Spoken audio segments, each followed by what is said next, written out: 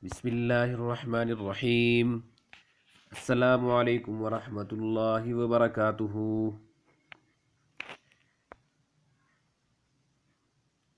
وګو زده کوونکو ما تاسو ته په تیر شوي ویډیو کې د حروف هجا مختلف شکلونه لیکلي وو.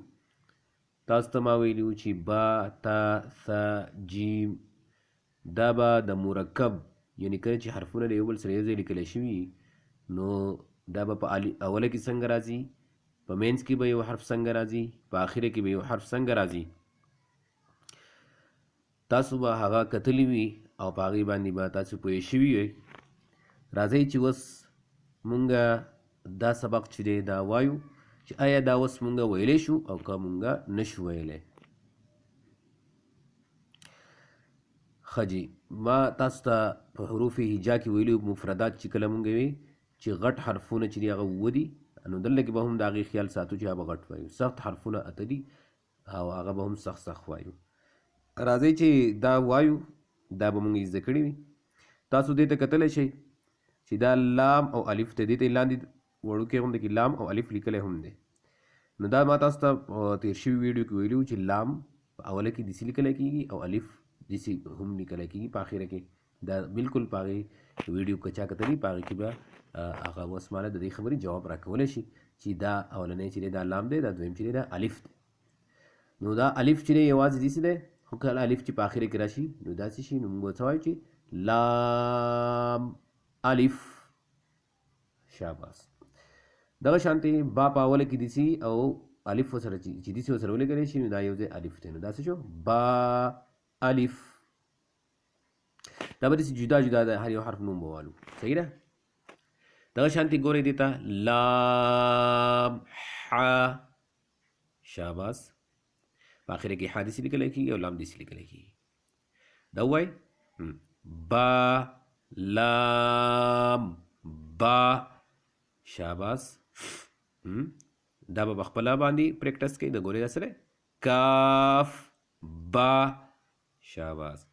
اوس ګډ وډ وایو. نور دغه طریقه رقم چې ما تاسو ته په هغې بله ویډیو کې ورکړي وه چې هر حرف چې دی په اوله کې، په منځ کې، په آخر کې څنګه ویلی کېږي. خو دې له به راشو لکه چې دا څه دی نو دې ته وګورئ. کوم چې دې پوینټر ته وګورئ نو ډېر واړه نوي زده کوونکي چې ګوري نو هغه به دې ته څه وایي، هغه به چې دا څه دی، دا خو دوه ټکي دي، دا خو تا ده. ټیک ده؟ حالانکې دا تا نه ده، دا چې دا د دې لاندې دوه ټکي دي. نو دا مونږ په شکلونو کې چې دی هغه زده کړي وه چې دا شکل چې دی دا زموږ سره څه دی، دا یا ده. یا دا سره یا دا ګورئ دې ته لاندې لیکلی دی یا هم. نو یا چې دا کله یو ځای راځي د بل حرف سره نو هغه به بیا دې شکل ته دغه کېږي، لاندې به دې دوه ټکي راځي. که هغه غونډه یا وه، که هغه اوږده یا وه، خو دغه شانتې شکل به وي. او دا بل ورسره څه دی؟ میم. نو دا څه شو؟ یا میم. نون خا. خا به غټه وایو. خا. لاندې ګورئ دې ته ووایئ ث ث لام. دا ووایئ یا تا نون. دا ووایئ ث سین. ث نرمه، سین کې سی ټي. ث سین. ټیک شو؟ نو دا سبق چې دی دا تاسو ښه په اسانۍ باندې ویلی شئ. هر حرف ورته لاندې لیکلی هم دی، دا تاسو زده کړی دی. جدا جدا چې ولیکلی شي نو هغې ته بیا مفرد وایي، او چې داسې یو ځای ولیکلی شي هغې ته مرکب وایي. نو دا مونږ مرکبات وایو. صحیح ده جي؟ دا به تاسو ته زده شوی. نو قرآن شریف ټول چې دی هغه به دې مرکبات په طریقه باندې لیکلی دی. صحیح ده جي؟ کله چې تاسو قرآن شریف ته وګورئ نو هغه به تاسو څنګه ښکارېږي، هغه به تاسو ته داسې ښکارېږي. دغه شانتې دا ټول سبق چې دی دا به تاسو له درځي. اوس دې ته وګورئ د منځ کې دا شکل چې دی دا به څنګه وي. نو دا اولنی شکل خو اسان دی، له پاسه تا ده. دا دویم اخرنی شکل جو هم تا ده. د منځ کې چې دی تاسو به غلطۍ کوي نو دا د ح چې په منځ کې راشي نو داسې لیکلی کېږي. نو لاندې ورته بیا پوره ح لیکلی هم ده. نو دا به وی باندې پریکټس وکړئ. دا ووایئ تا ح تا. شاباس. دغه شانتې چې ټکی ورته لاندې وشي نو هغه به جیم. یا جیم با، دا وای با خا تا. شاباس. دې له راشي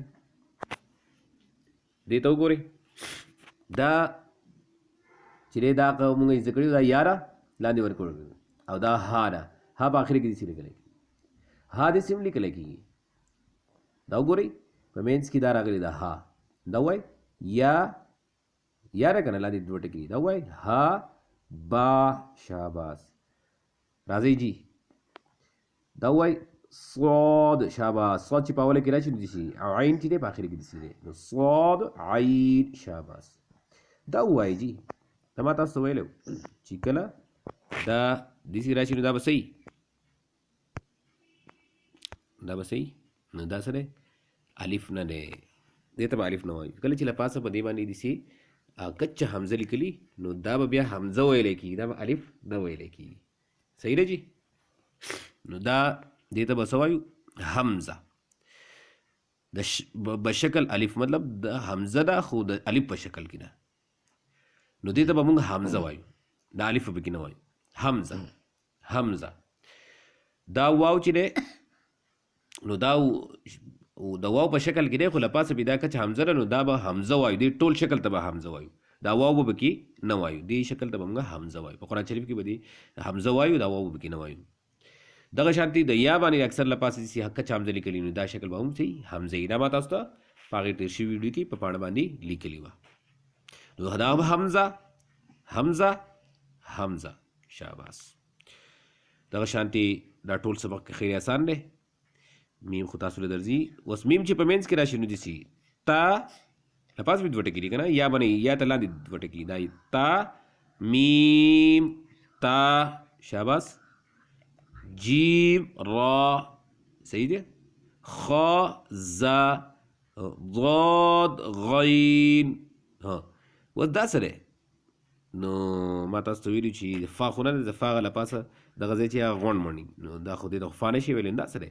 ما تاسو غین په منځ کې داسې لیکلی کېږي. غین که تاسو هغه تېر شوي ویډیو بیا وګورئ نو غین ته به ما داسې لیکلي چې د مرکب په منځ کې به غین څنګه راځي داسې راځي. نو دا اولنی خو درله درځي تا، دا څه دی؟ غین. او دا بل څه دی؟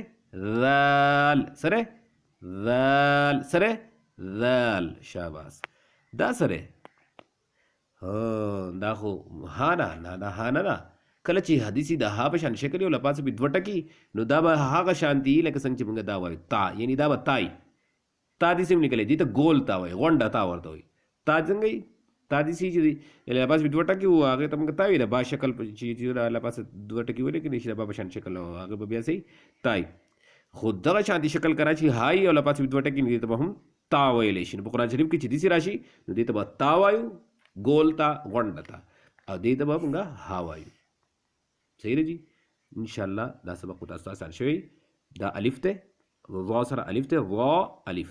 دا ضاد سره الف دی، ضاد الف. ټیک شو؟ دا کلیر شو؟ نو انشاءالله دا سبق چې نننی اسان و، دا چې دی دا به ځان ښکلی واړوئ، لږ ورته وګورئ، دا ځان سره داسې ټول داسې واړوئ.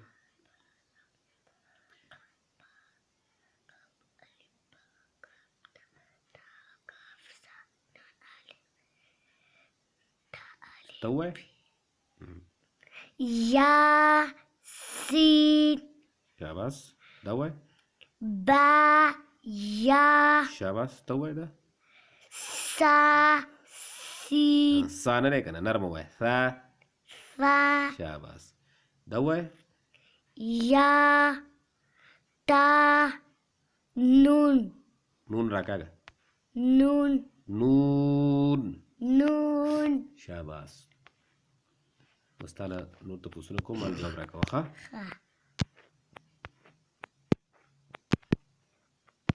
ما اوس ونښتو.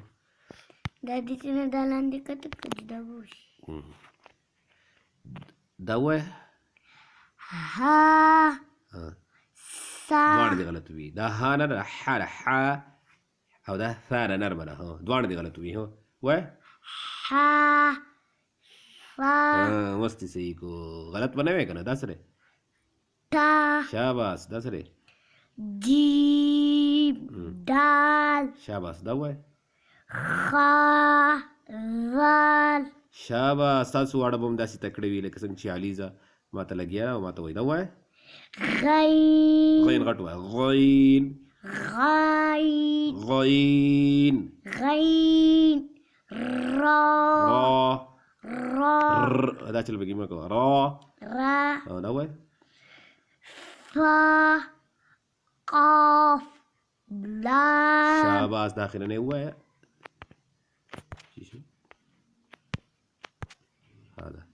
امید لرم چې تاسو به په دې سبق باندې پوه شوي یئ او د خپل ځان خیال ساتئ او په دې سبق باندې ځان پریکټس وکړئ انشاءالله په دې پسې ورپسې سبق چې دی هغه به مونږ وایو تختې نمبر 3 مشوره وکړو که خیر حروف مقطعات به وایو او دا چې دا مرکبات ختم شو او قرآن شریف کې ځان پریکټس وکړئ قرآن شریف کې هم هر حرف ځانه جدا جدا داسې زده کړئ په کوم ځای کې څه مسئله نو هغه ماته بیانولی شئ هغه ماته په کمنټ کې هم لیکلی شئ او هغه چې څه به سره تاسو ته راځي کوم حرف په لیکلو باندې یا نه پوهېږئ نو لاندې په کمنټ کې ولیکئ زه به تاسو ته د هغې خبرې جواب چې دی هغه درکوم که خیر انشاءالله خپل ځان خیال ساتئ د الله په امان